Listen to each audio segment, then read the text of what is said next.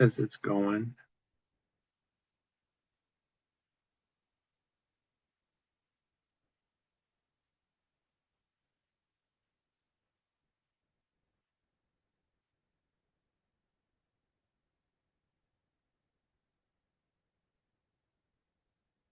Okay, I think we're there. All right.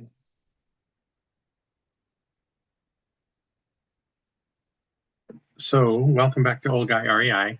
Mikey and I are back again. We're going to be going over the highlights for our last Wednesday accountability call, which was October 8th. And after we do that, we're going to be getting into some topics. Mikey, you were on the call a little while ago too with Mark, the financial firefighter, and there was some things that came up on that call that put some thoughts in my head. So maybe we can touch on some of those afterwards. But thanks again for being with me to do this. Yeah, thanks for this. Yeah, so I have a lot of notes from the meeting. It was again, we have had between 20 and 25 people the last couple of weeks. So one thing that I was thanking them for last time was because sometimes we don't have a topic that I plan on discussing, but once people jump in with their questions and things, it kind of leads the meeting. And we always talk about the fact that it's not necessarily like a hardcore accountability call, but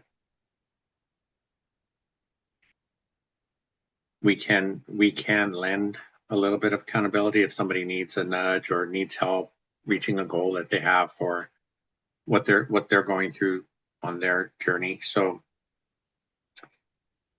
the first thing that popped up that night was, we both invest in basically the Midwest where winters are brutal, and winterization. Somebody asked about winterization, and I didn't really think about it before we started investing because we're in California, you're in Hawaii. Was that a surprise for you when you started? Mark says the same thing. Winterization, we have no experience with. So when we're getting bills, especially if the unit's vacant, it's a surprise. So we'll get those fees and then we'll understand why afterwards. Yeah, you wonder, what the heck is winterization? But it is critical because especially if you have a vacant unit and a pipe bursts or something like that. We've only had that done to one of our units that was vacant throughout the winter. So they'll drain the water lines and things like that, and shut the water down, maybe turn off the furnace and things like that to protect your property. But that was something we didn't really think about in the beginning.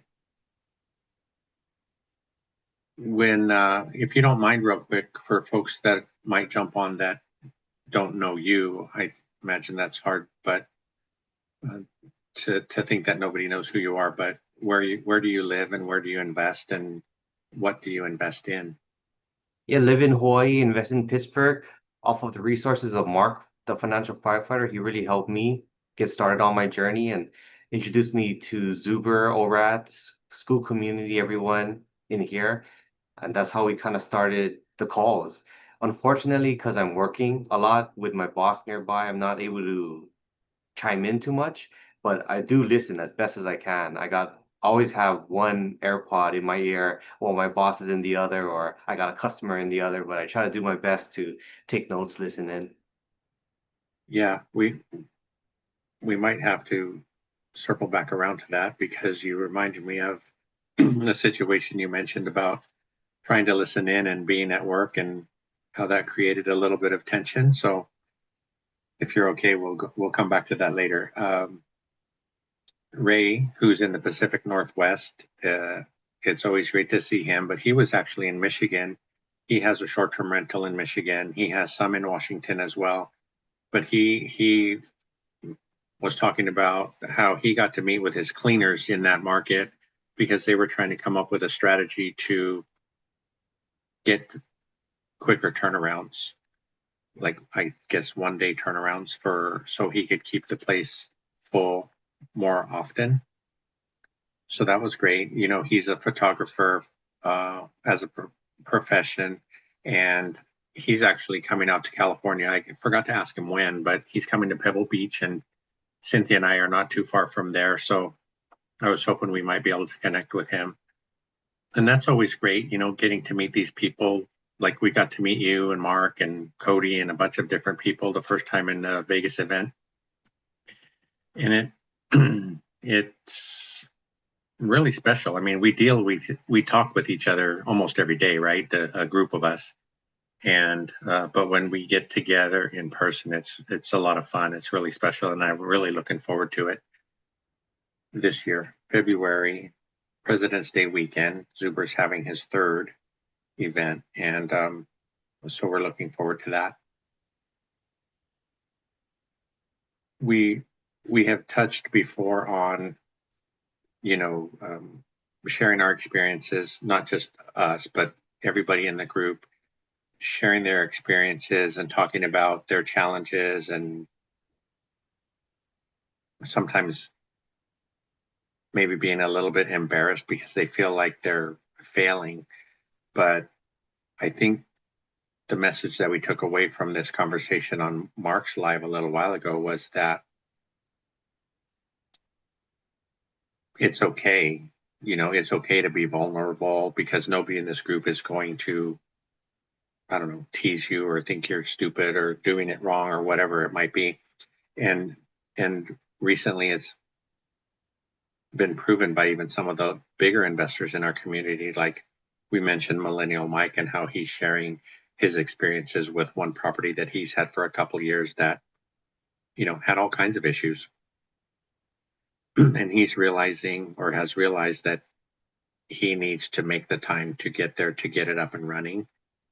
But he's recording all of it. So I think that's helpful for some of us smaller investors to realize it's okay to share that stuff, because it's going to help somebody else shorten their journey, avoid some of the pitfalls that we're all experiencing. Did you see that video, and what are your thoughts about it? It's, you're spot on, and there was a good talk about friends, how we have the surface level friends and then the deeper friendships, and the conversations revolving around that. There will be people who see you starting investing and kind of are on the outside, and they say they're your friends, but we talked about how they actually root for your downfall. And Zuber talked a lot about that too, where you always want to audit your network, look at your 5 friends, because that's who the average of you will become. So that I thought was a good topic that we covered. Yeah, I think that's great. I think, I don't know. I get crazy thoughts all the time. If you've seen any of my videos, it's all over the place, but you just made me think about my 5 closest friends and becoming like they are. I would just hope that Mark, being one of my closest friends, I don't get shorter or something like that. But we also, in speaking about, I don't know, being vulnerable, sometimes, and one thing I was going to bring up is that you've been chatting with Cynthia and I every weekend for a couple of years now. So we really appreciate that. Um, but you've mentioned before too that sometimes you're, I don't know, a little bit shy about talking about something, maybe to the whole group. I'm glad that we can talk, and we can talk about anything, right? You recently got married. We talk about that kind of stuff. We talk about how it might be when, because your wife is going to move to Hawaii for in a while, and that how things will change. Um, and I think it's kind of cool. Cynthia and I have been together for a long time. Um, we're able to offer support, suggestions on how to work things out when, not that Cynthia and I ever disagree on anything, but if there ever was a time, we work through it. Um, because I agree with everything she says, obviously. So, getting back to the meeting, appreciating Mike and sharing what he's doing on his channel.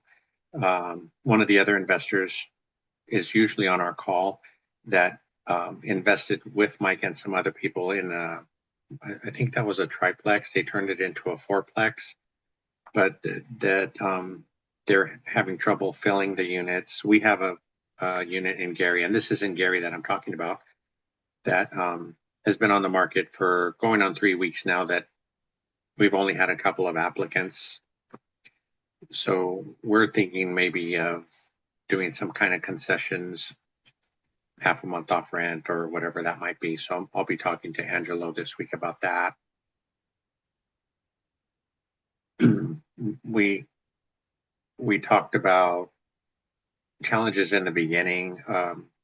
Someone mentioned that there was a hole in the roof in their property, and from there, just a lot of damage and deterioration was caused.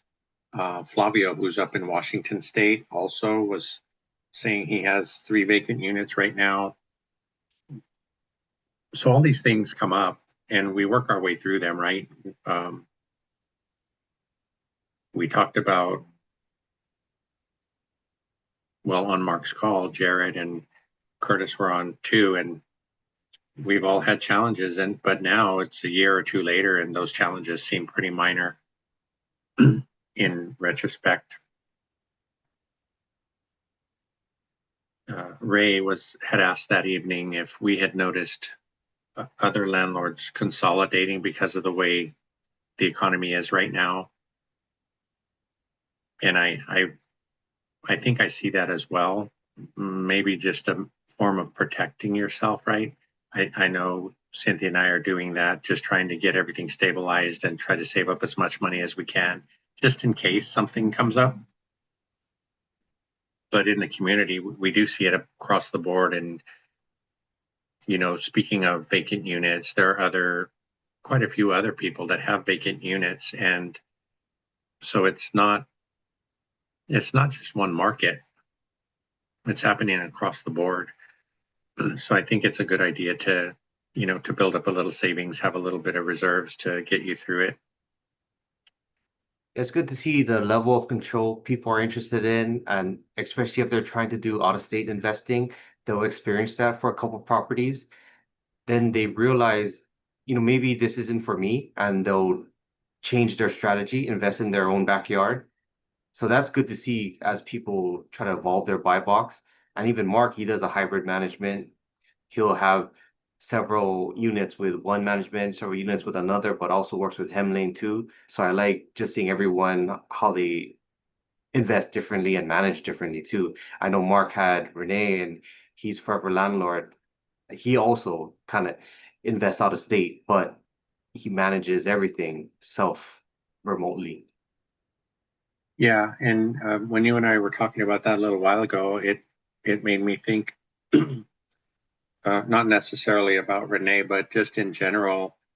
I was thinking about the ORAD event coming up and how there's a lineup of speakers, and maybe you think, this person or that person doesn't really have too much in common with what I'm doing, or I'm not that interested in watching them speak or whatever it might be. But Dion and a few other people in the group have mentioned, I think Dion was talking specifically with Zuber about the BP event they just came from, and that same thought, but they were saying, even if the person isn't doing the same kind of investing you do, there's always some little tip or some little nugget that you bring home that can help you with your situation. So, I joke around about that, about people I'm not going to sit and watch talk, but like I just told you, sometimes I judge a little too quickly, or whatever it is about me. But after I think about it for a while, I realize I should give this a chance or that a chance, and learn something that could help us. So I think that's important too. I think, I don't know, sometimes I'm a little bit too quick to, I don't know, to judge or come up with an idea of what the person's like, and I haven't even met them in person yet. So that's something I need to work on myself. No, we laugh because we talk about our energy level. We have all the priorities, on top of the W-2, and you can only allot so much time where things start to fade out, and it's like so much information, you don't know what to do with it. So it's better just to stick on the priority high level stuff, get that taken care of, then you can do your W-2. But on the outside, there's still lifelong learning going on with all the content that's available. Yeah, you do get pulled in a lot of different directions, especially when you're trying to, um, I guess, grow your channel or help more people. That's our goal, right? Especially with this channel, is to help as many people as we can. It's not necessarily about getting the most subscribers or getting monetized or anything like that. So we'll just keep going. And I'm glad we did. You know, Zuber and Dion were just talking about just getting started. And I still use my phone for everything I record. I don't edit really anything. Sometimes we have to edit for certain reasons on the Wednesday calls, but my son usually does that for us.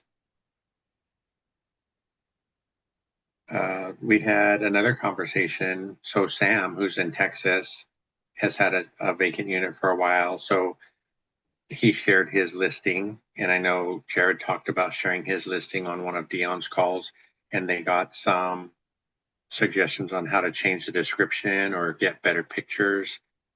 And you mentioned, you know, the picture of the bathroom with the toilet seat up. I don't know if that bugs everybody, but it just seems like it'd be better to get the picture with the toilet seat down. So that was kind of fun.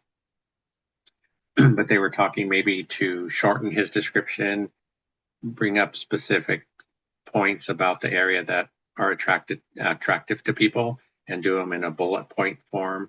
I think that seems to work well. That seemed to work well for Jared. And we'll see if Sam was able to do that. So maybe that's an accountability thing, right? He can come back next week and say, yeah, hey, I changed my listing. It was better or it wasn't better. So we look forward to hearing that. Nicole had mentioned that, again, getting back to the vacant units, that especially with winter coming, it's a slower time.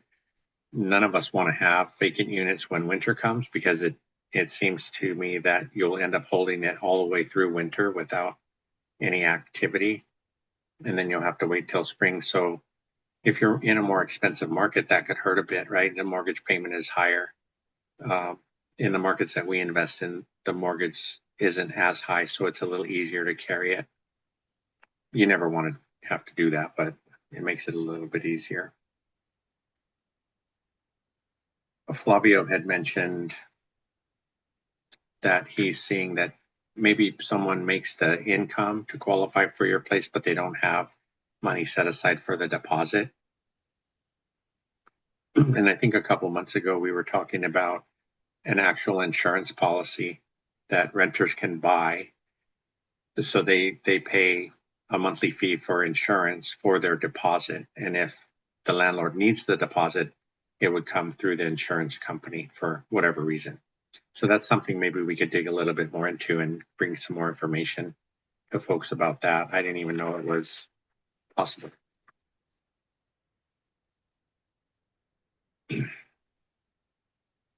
A little more talk about qualifying tenants. A few of the people in the group use Turbo Tenant. I haven't gone into that at all. Do you know? You don't use Turbo Tenant, right? You still have a separate property manager that you work with. Yeah, but Jared, his rundown of Turbo Tenant, because he compared it to Rent Ready and Stessa. So he decided to go with Turbo Tenant. He likes it a lot. I know Eden also said she really enjoys using Turbo Tenant, especially for their marketing. And they said, I think it was free while they were using it, but then they switched over to the $149 a year plan that has bonus features added to that. But when he talked with Dion, because Dion also has a members meeting today at 6 p.m. Western time, Pacific time, but for him to use AI and ask AI for this address, what is the key attractions for the area? Then you take those attractions nearby your property and then you list it in the ad bullet point style. So that was really informative. And Jared, he actually sent the link of the listing for his property and he showed what it looks like. So I don't know if maybe we could add that in the comments or something, just so people could reference it. I don't know if Jared would be interested in that, but that was great to have just to see. Yeah, and all these things that we're talking about are, in the beginning, I was saying how the meetings just take on a life of their own, right? It, Sometimes it's not easy to, I guess, direct the meeting when stuff like this happens, but everybody's getting some good information that's helpful. I think that's what they appreciate about our call. Nicole, she had asked about seller financing if anyone had ever done a deal, and she got some good suggestions about that. And I think over the last several months, we've realized that, and someone suggested to her too, to try to get to the seller themselves, because a lot of agents don't understand seller financing, or they think they're going to be cut out of the deal. But if you reassure them that they're still going to get their commission, it's just a different style of deal, that's helpful. But you can't find out what the seller actually needs out of the deal, right? And that's the most important piece. I think, um, and you mentioned Ray, right? And the deal can be done best sitting face to face at the table. I think he's looking for more of those deals himself. I think it's just like anything else. If you don't know about it, you're a little bit nervous about doing it for the first time. But once, it's just like buying a property, right? Once you do it for the first time and you understand it, you're at ease doing it again. So practice makes perfect. I think in that deal too, I think she mentioned a 3-year balloon, which is probably not something I would go for. I think even Zuber and the guys talk about 7 and 10 if you can get it. 7 and 10-year balloons if you need to do a balloon at all. But then it depends too on what kind of a deal you get, if that would work.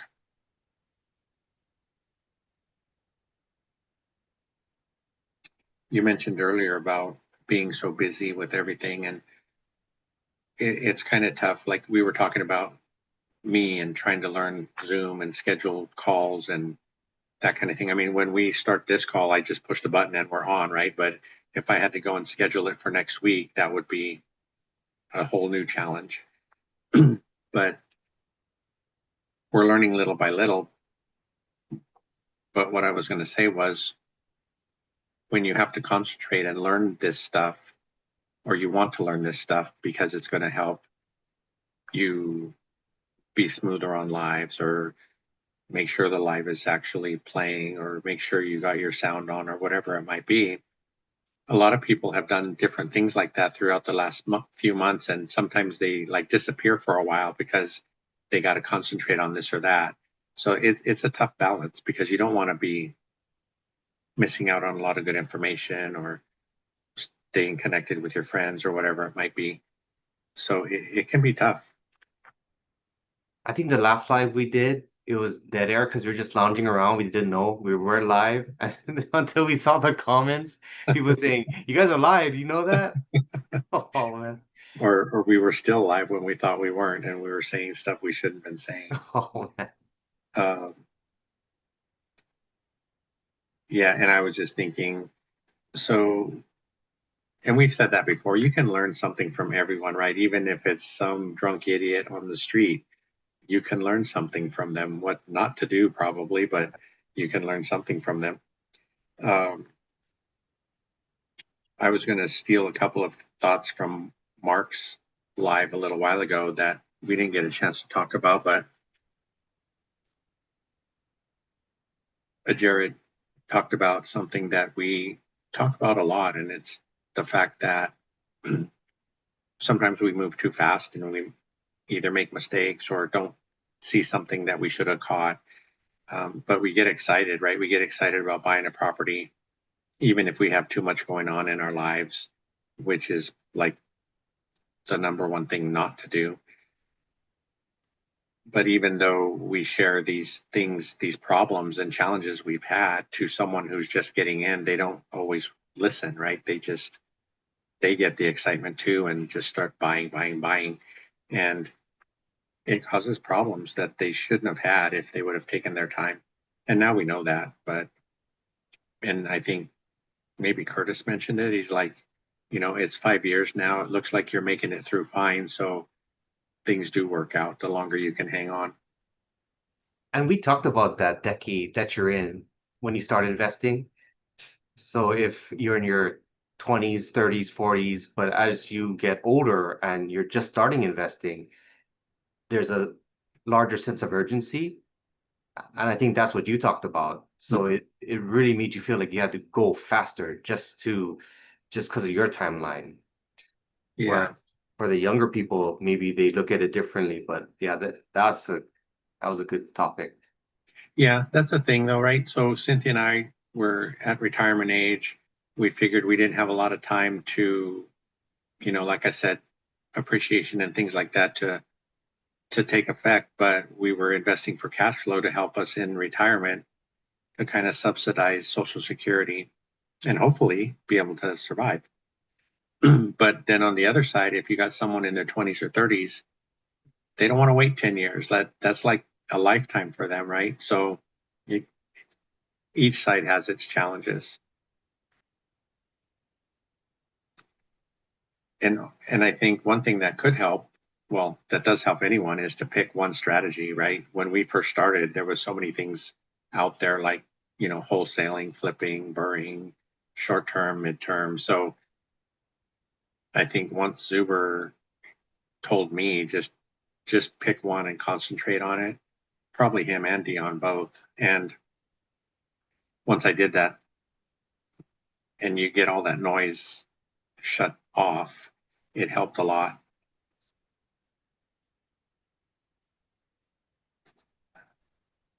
Also, in the notes that I took from Mark's call, different mindset shifts, right? Because I think one of the big ones we hear all the time from our group is, well, at least from the big guys, that interest rates don't matter, right?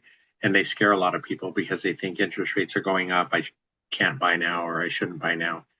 But once you realize how things really work, and if you find a deal that works with the current rate, that it's okay, you can still go ahead and buy. I think along with that message though is that you want to have reserves because something is going to come up most likely. You want to be able to handle that and weather the storm.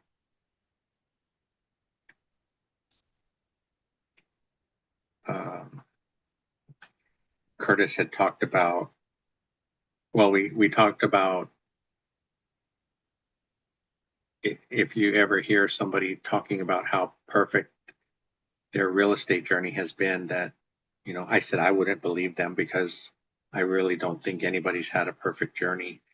Um, and you got to be careful who you follow. We talked about Cynthia and I being in, well, we're in a few different markets, obviously, but some people get excited listening to us because we say, oh, yeah, we're in Illinois, we're in St. Louis, we're here, that they would want to emulate what you're doing. But in the beginning, and still not, I wouldn't ever encourage anyone to do what we're doing until we've had years of experience in whatever market we're in. And then you could tell them, it wasn't all perfect. We had these issues, or we talk about things in certain cities, like in one town, or excuse me, one area in St. Louis, where when you pay your property taxes, you can get help replacing a sewer lateral, for example. But not all the counties do that. So that's something that we learned. So over the years, we're learning all these little things, and at least we can share all the truth, and then the person can decide if they want to jump in or not. Did you have any takeaways from the meeting that I missed? That was everything. I did want to talk about your investing and the conversations you and Cynthia have had directly with real estate, especially some of the more difficult conversations? Because I know on the live stream for Mark, you were talking about some of the bumpy times, just trying to get through that period and what those conversations were like. Yeah, I did. I think the question was from Dion, right? Have there been any emotional moments in your investing journey or something like that? And I had to, I mean, I was joking a little bit, but it's true. We've had a lot of those, or I have. I think, I don't know, in the back of my mind, I would never quit because I think this is the way for us to achieve our goal. But when you're in the thick of it, it's like I told the guys, that one day I was ready. Let's just sell it all. And I don't know. I think to date we've probably invested about between 300,000 and 400,000, right, over the 10 properties. And if we sold them all, obviously they're still fairly new, so we wouldn't get all of that money back, obviously. And we've spent a ton rehabbing a lot of it. So I don't know if you think, well, just say you did get $400,000 back. How long would that last you in retirement? Even that wouldn't last you very long. But Cynthia is usually more level headed than I am. And we talk about stuff. I'm grateful to have her. And I wish that for everybody, right? To have a partner that's in it with you. We have some people in the group who the husband's 1,000% all in and the wife could really care less, or the other way around too. Uh, I think a lot of our women investor friends are super smart. They're doing a lot of great things. But there are some, right, where the husband or the boyfriend could take it or leave it. And I think that's a hard spot to be in because I don't know, you feel like you're doing it by yourself, or, I joke about it because, for example, if I was all in and Cynthia didn't care, she didn't want anything to do with it. Well, then when my portfolio is huge and I'm rich, don't come asking me for anything because you didn't help. So, um, we joke about prenuptial agreements, right? If you have 100 properties when you get married, you might want a prenup. So that might rub some people the wrong way, but I mean, you say it jokingly, but I think it could be a real thing. And the one discussion you had with her, where I don't think you were telling her all of the costs, maybe for some of the mistakes, because I made the same mistake. And then you helped me out with that conversation because I wasn't really telling my wife some of the repairs I was doing because it just felt like I wasn't considering that upfront. So I was keeping that from her. But then when you talk with Cynthia, she said, I need to know. You have to tell me all this so that we can work on it together. And once you told me that conversation, I made sure to let her know everything as well. And it did feel better because it's not like I can just have everything open to her, and she can give critical feedback to me saying, why did this happen? How do we make sure we don't repeat the same mistake again? So it's just good to be honest about things.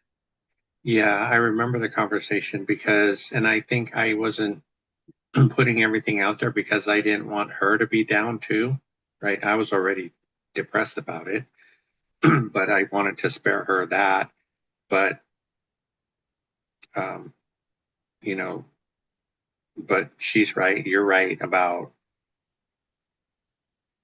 how can just the support, right?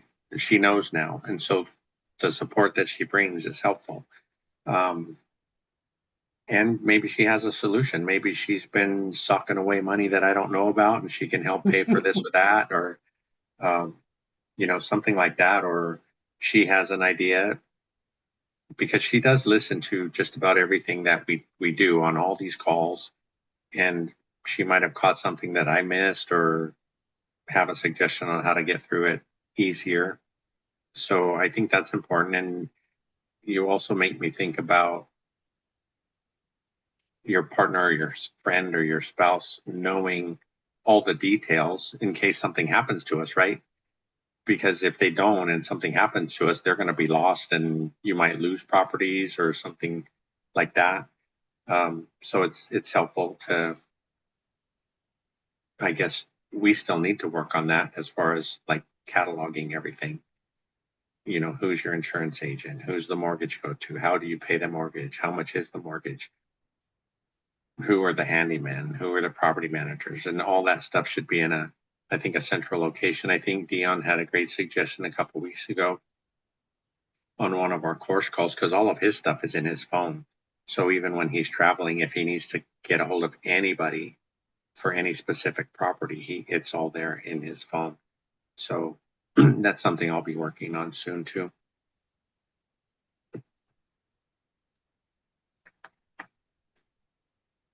What else did you want to chat about? I know you had some other thoughts in your notes. There there was that conversation with because Zuber, Dion, and Matt, they all came back from the BP event in Vegas. What I thought was interesting was Zuber and Coach Carson were talking about it. They were comparing their channels. And Coach Carson had so much of the BP, like his subscribers were with BP. And then when Zuber checked his, there was no overlap. And he talked about it being like an ego hit. So that was, I appreciate him just letting everyone know that's how he was. And even Matt was saying on his live stream that I want to be on BP. I want to get on a video because they talk about they want to get bigger and then have more overlap with BP because that event that they hosted was so good. They really appreciated all the work behind the scenes, helping them out. Dion, he gave that keynote presentation and it was a standing ovation. So it's like we love the small knit community of ORAD and how this group is. But then at the same time, we want to see them get bigger because they just want to help more people. Because we believe it's the true path to time freedom in 10 years. So I was just interested in your thoughts on that. Yeah, I think, Zuber recently, I think that's the second time he came on and posted a video about like his real, I mean, he always talks about his real feelings, but this was more personal, hearing from him about these two things. The first one was, being a good guy or a nice guy. So we've had that conversation, but also with this one, I don't think he should have felt too bad because I really don't see BP and ORAC crossing over, right? Um, they crossed over a little bit because of Dion. And I've noticed a couple of people joining the group from BP because of Dion. So I don't think it was something that should have hit him so hard. And then you talking about, like, I don't know how I would feel if ORAT was as big as BP. I think I would be happy on the one side because so many more people would be exposed to the guys and the concept and the support. But also, I think I talked to, I don't know, some days ago about how, you and Cynthia and I and Mark and Cody and Michelle and Hannah, Chester, Dennis, a lot of us were kind of in that first class of ORAT. And it was very personal and tight, and we're really close. Um, and that's really special. And maybe you mentioned it, but selfishly, you wish it could stay like that. And it can't, it shouldn't, because obviously we're all in it to help as many people as possible. But there's a conflict there. Some people have mentioned maybe Zuber could make himself more available. But you and I just talked about that too, because someone like Zuber or Dion or Matt, they finally reached their goal, right? They're basically done. They can spend whatever time they want with their family, which I think was their goals. So if you have that luxury, you know, of course he wants to give time to his ORAT community, but should we be selfishly asking him to do it more and more? Um, I don't, and I think that's okay. He gives what he can. He comes on Sundays. He tries to do that regularly to give us all a chance to get in there and ask him questions, or just be around him. A lot of us just would like to be around him. Um, I think Matt and Dion are more apt to. I know Dion doesn't like a lot of crowds, but they're more apt to have a regular conversation with you. I think Zuber's on a different level. He might not be comfortable. You and Mark got the opportunity. I think that was great to be with him on that weekend. He was in Hawaii, but I think for the general population of the group, he, I would say, is an introvert in that respect. You know, he's not comfortable with too much of that. So that it's tough, but I think it was interesting for him to put those videos out there because I didn't really know that something like that would affect him. The other one being a nice guy or a good man, like I told you that time, I thought they kind of both went hand in hand. I don't think you can be a good man without being a nice guy. Um, and then they got into a side conversation about if you're a nice guy and someone's asking you for advice, do you just be nice and give them the good side, or do you be a real friend, a good man, and give them the hard truth? Um, and I think that would fall back on the other person, right? If they can't handle the truth, then they shouldn't be asking you for your opinion. But yeah, I thought it was interesting. That was funny. Dion said the Zoom versus reality of meeting because he said he compared Frank, you, and Scott Trench, where on Zoom you have this idea of what you are in person. But when I actually met you, you are like a mountain. You are so tall. And they were saying the same thing about Scott Trench, where he looks normal on Zoom, but in person he's built like a tank. So I thought that was fun. Yeah, and that's true. I didn't ever see Scott like that. I've never met him in person, but um, it'll be interesting to see. I know, yeah, I don't know how I look on camera, but I'm tall and thick, so we'll see.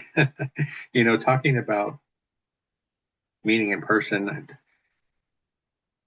I'm super excited. There's a lot of people that we've met on Zoom over the last, well, it's going to be 2 years now because we didn't get to attend last year, but some people that kind of strike me as people I really want to meet. And I think Mark teases a lot with lately. His latest victim is Chris Webb, talking about food and all this stuff. I don't know how that came about, but I got to be on a live with Chris and Lindsay, and Chris just strikes me as somebody that I have to meet. I hope he'll be there. Um, but over the last couple of years, like Val, people I haven't met, Val, Alex, Lindsay, Eden. I think Eden's on with us. I'm really excited to meet. Um, I mean, there's tons of them. I imagine I guess I'll be running around like a fangirl trying to meet everybody that I want to meet, but super excited. And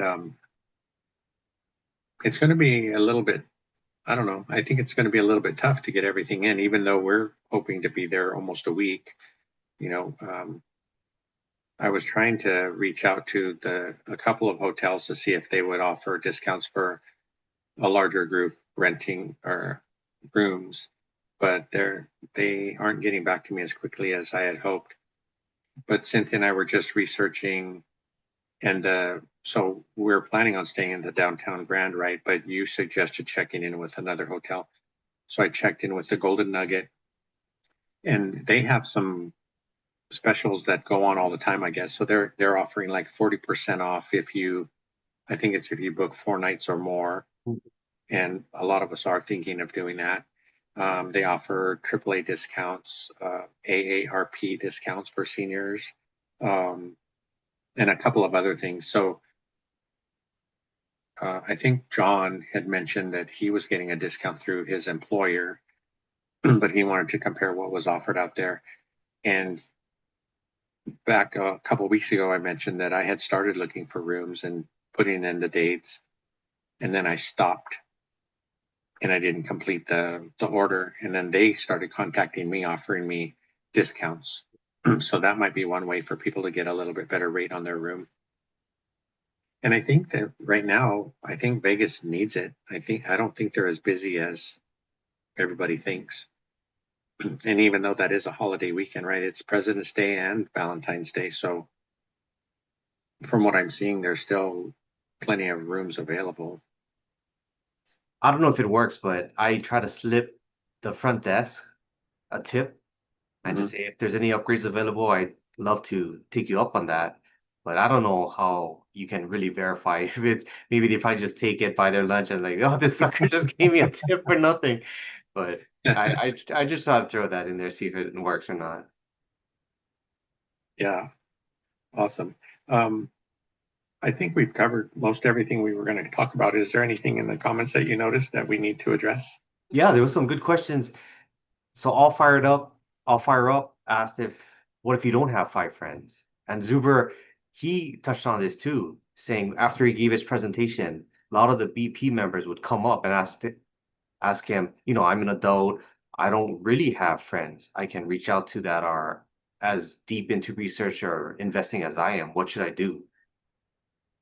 Yeah, I think, well, I guess honestly, we were in the same position because where Cynthia and I are at, we don't really have too many friends. I mean, I have people I work with, other contractors that I've known for years, but I don't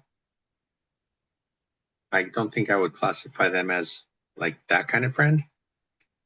But and he's another one, Bill, all fired up. Is Bill going to Vegas? Because I really would love to meet him. Yeah. Um, and but since we're in the community, you know, I have way more than five friends now for sure, and people I think I could count on because you guys check on us. I haven't heard from my well, we hear from our son every day, but we have twin daughters. I haven't heard from them in a long time. Other family members, not so much.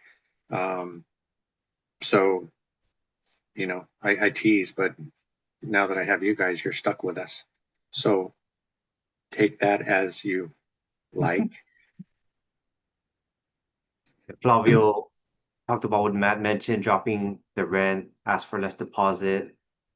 John Williams was saying had a crazy time getting tenants for his father's unit. 700 credit scores, had crazy stories. One wanted to rent without her husband. One wanted to pay the deposit on a payment plan. One just plain never returned a text, call, or email.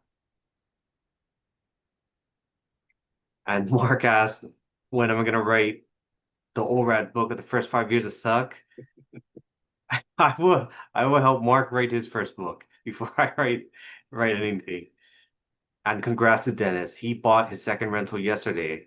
So, and I know even Josh Burdick, he got another one too. So congrats to both you guys. That's awesome. Then Yeah, Harrison, I think. oh, Oh, I'm go ahead. sorry. Then Harrison had asked, what has helped you guys the most in weathering the bumpy times? Well, for first, it would be for me, it would be Cynthia, and second would be having enough reserves to get us through those times. I, and we've talked about that before, where you know she was thinking 10,000 per door for reserves, and honestly, we had $100,000 in reserves, and then I talk about what I thought of a mistake for a little while because we bought a property that used up between 30 and 40,000.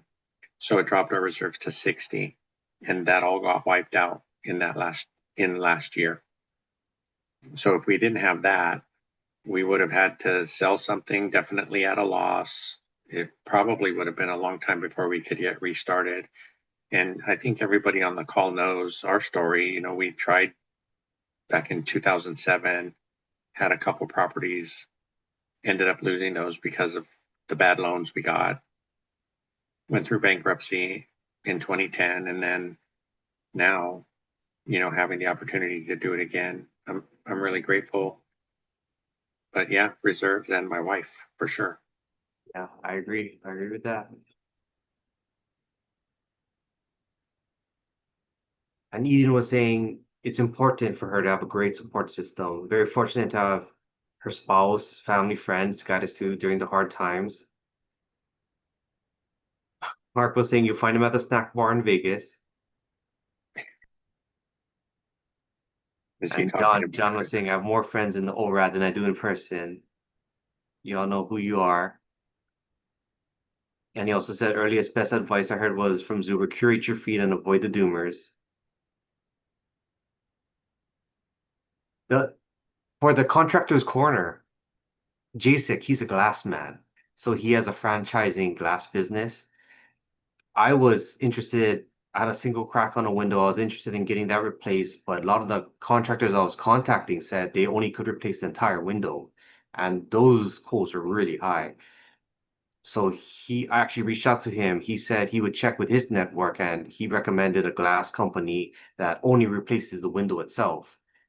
And that quote that I originally got to replace the entire window was like, I think 3 to 5 grand. And the window itself, it was in that 780 to 980 range. So there's just people, if anyone was interested, you maybe could reach out to JSIC in your market if you ever had a window replacement and you wanted someone that maybe in his franchising model could be recommended. I'll verify the work, see how that goes, but I thought that was great for JSIC to lend that out. Yeah, and I think that just speaks to the whole community, right? Because you know there are a few contractors in the group, and I know all of them are willing to help anyone that they can. You know, Jim, is Jim on there? I didn't see Jim, but the grumpy contractor, he's in Sacramento, not too far from us. I'm here on the Central Coast in California. Um, Charles is has done some contracting work. He used to build swimming pools. He's an aircraft mechanic. So just everybody, you know, it's kind of like our own little world. There's somebody doing a little bit of everything. So I think the more you get involved, say in school or in these groups, the more familiar you'll be with everybody that joins, and you'll be able to reach out to different people about specific topics. Oh, there's Chris.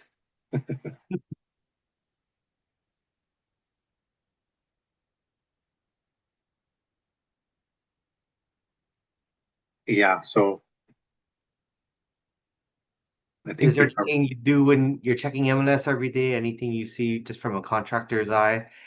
Like I wouldn't buy this because the foundation looks shaky, or anything that maybe most investors without your 3 decades of contracting experience wouldn't see?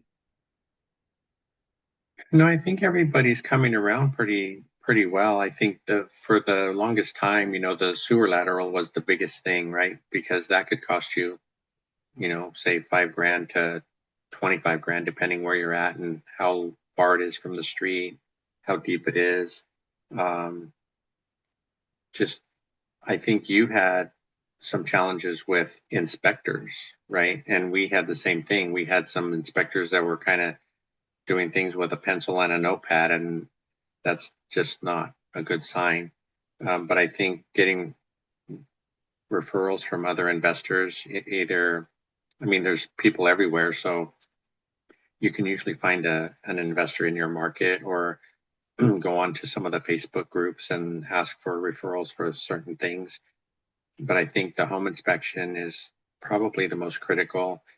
We've also talked about And that's something that I've been open to. You've shared some of your inspection reports with me. We've gone over them because I think the average investor doesn't really have construction experience. So they wouldn't know what they're looking at, even if they had a full picture of it in front of them. But that's where we can help, and we're willing to help you understand terminology and I know things are built a little bit differently from California or Hawaii to the Midwest, but it's basically the same. There are some systems like boilers. I don't know too much about boilers because we don't use them here. And even our properties in St. Louis have regular furnaces. But yeah, we're open to anybody, you know, checking in and sending their report or sending a picture. What is this I'm looking at, or how is this done? But yeah, I think the sewer lateral is the main thing. If it has knob and tube wiring, I think knob and tube wiring is a good system. It's been around for hundreds of years, or at least 100, and it's pretty safe. But insurance companies don't like it, so if you have we have one home that we were able to get insured with it that was built in 1904. Everything else obviously is newer, but we did get it insured and it didn't cost us a ton more. I don't even know if it was higher than normal, but it just depends who you're insured with. Yeah, the biggest thing is you just help me understand the language, what language to use, because I'll send emails over.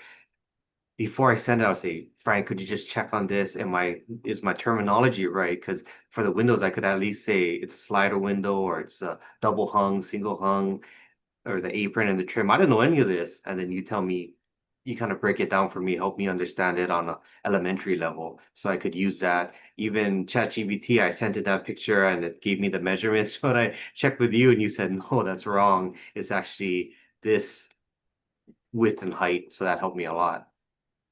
Yeah, and I'm happy anytime anybody asks a question that I can help with. And you and I had the conversation before too, because if you brush up on terminology and things like that, whether it's talking to the glass shop or it's talking to your property manager, if they feel you understand what you're talking about at least a little bit, then I think you'll get a better response from them. You'll get maybe even a little bit more respect from them because, you know, I mean, years ago when you and I first started getting together, um, we talked about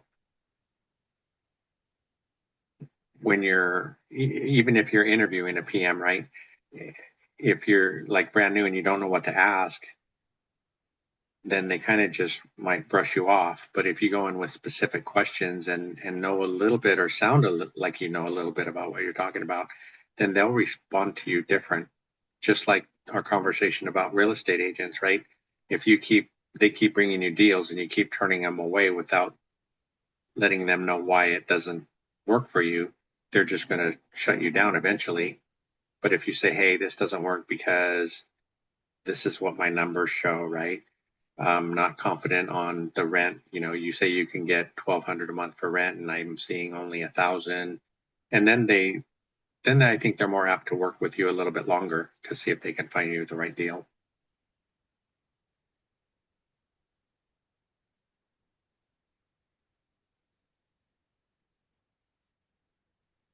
Looks like you got through all the questions. Is there anything you wanted to wrap up with? No, that's everything. All right, thanks. Yeah, it looks like we had a few people watching. I appreciate everybody jumping in. And we're going to be, if it's okay with you, I think we'll be trying to do these live for the next few weeks. Yeah, let's do our best. Oh, for your channel, I want to talk about that. You're doing shorts, you're doing lives. I see posting more content. What are you trying to do? What's your goal? Oh yeah, thanks.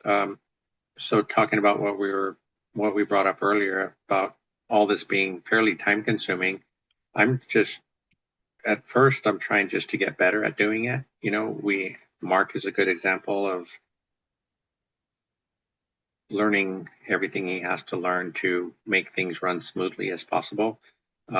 And two, while I'm thinking about it, I thanked him on his life, but I want to thank him again just for always being available always answering questions. He kids around with us and stuff like that, but when you have serious questions, he gets down to business, and I thank him for that. I also, from his live, we sold 3 more T-shirts. So, these are the ORAT T-shirts.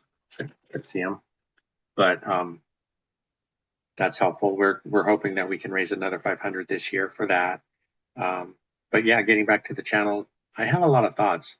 I did, I guess, claim the domain name for Old Guy REI, and so I got a website. I haven't done anything on the website yet, but my thought was, since we got started, I want to try to take it as far as I can, and we're even considering ebooks because I think I would say not starting out with real estate first because I still consider us newbies, but I do have a lot of experience in the trades. And so I was thinking of things like, if people are thinking of remodeling a bathroom, what things should they consider first or what things come up? And we try to share those in some of our videos on the channel.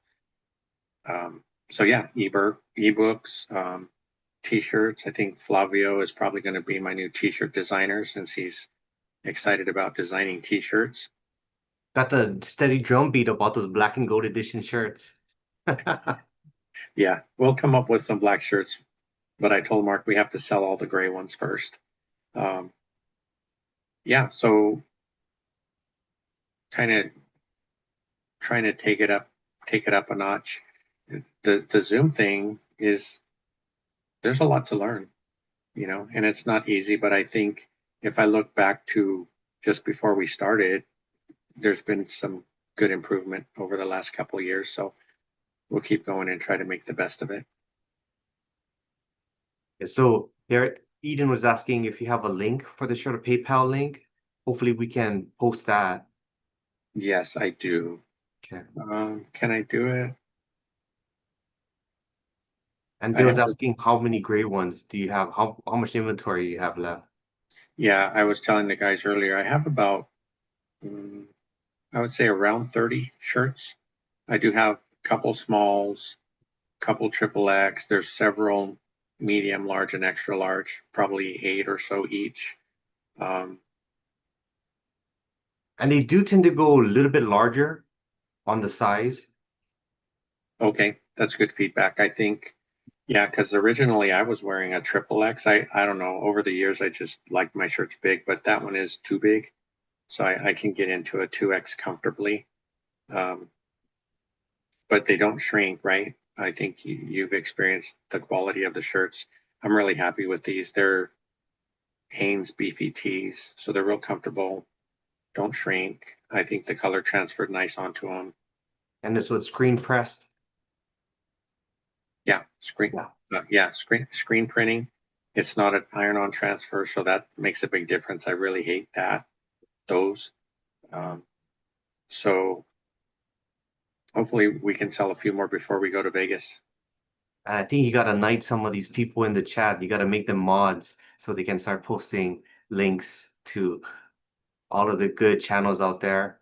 Uneducated Economists, One Rental at a Time, Dion Talk Financial Freedom, Matt the Lumberjack Landlord, Millennial Mike, Mark the Financial Firefighter, Jack's Business Talk. There's so much, so much. But we're just trying to lift this community up, keep it going strong because building something great here. Yeah, I was thinking of them too. And that's another thing that I want to learn. Mark was trying to help me with that recently, about just setting up a list with all those things on it so that we can get it on here. I think as far as moderators, yeah, there's probably, well, not Mark, but there are some other people that I would like to make a moderator. Um, and then, but then too, I have to be careful because some people are quick on the trigger. I being one of them. We've been on Matt and Dion lives, and somebody will come in and I think they're saying something negative. So I'm like the first one to cancel them, but I have to caution myself because maybe I'm misunderstanding what they're saying and they'll get canceled for nothing. The ultimate question, will Cynthia be a moderator? She's the one that would shut everybody down, so I have to be careful there.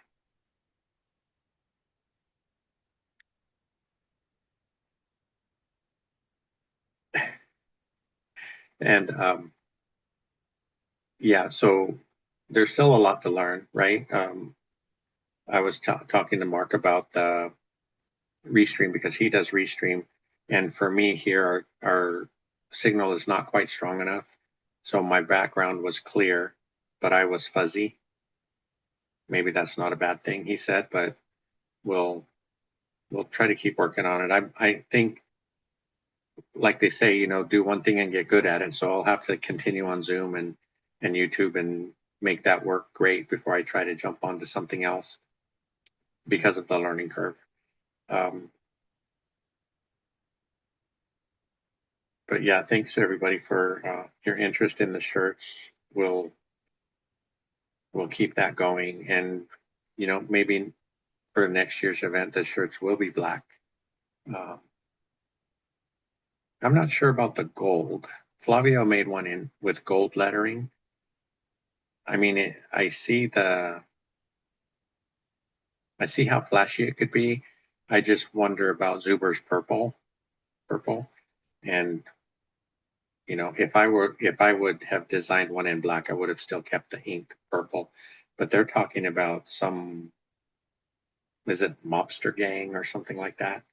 I forget. Oh, Wolf Gang. I don't know where the Wolf Gang came from, but Oh, that's what they were saying, a Wolf Gang shirt. So, the wolf pack is stronger than the lone wolf, okay, got it. I think. Yeah, yeah, that's a good message.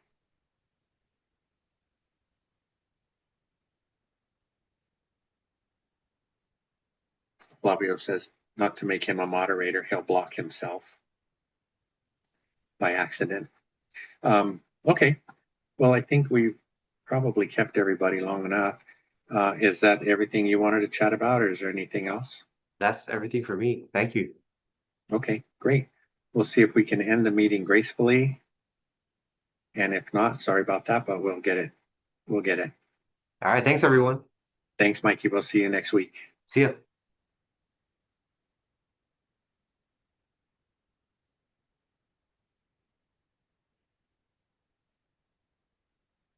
See. I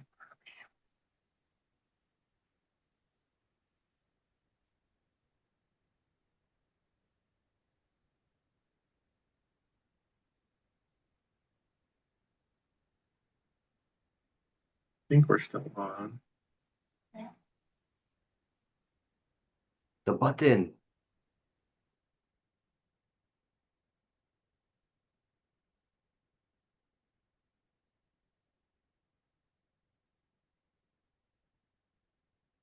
I think you muted yourself.